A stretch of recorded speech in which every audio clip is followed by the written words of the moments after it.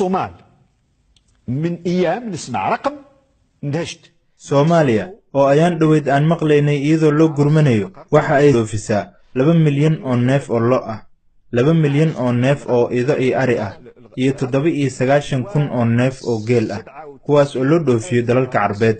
الصومال من أيام نسمع رقم اندهشت، يصدروا مليونين تاع راس بقر ومليونين ما بين معز والغنم والغنم و97,000 راس تاع إبل للغولف chaque année. 2 millions de vaches, 2 millions de brebis de chèvres et 97,000 de chameaux exportables dans les pays du Golfe. C'est pas normal.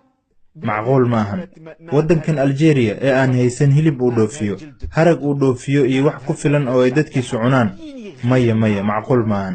suurtagal ma ahan inaan wax walba dibadda ka soo iibsanno. bal eeg, waa Soomaaliya. haddaan dhihi lahayn Jarmal caadi ayay ahaan lahayd, haddaan oran lahayn Faransiis waxba igama dhibteen.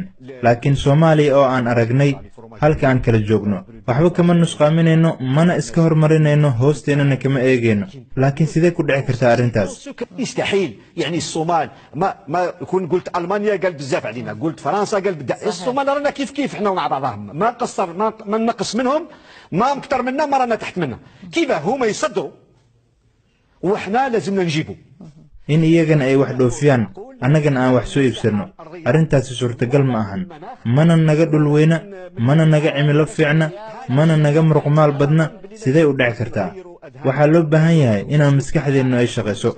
waxaa loo baahan yahay inaan dhinac walba u bedelno qaabka maskaxdeennu u fikirayso.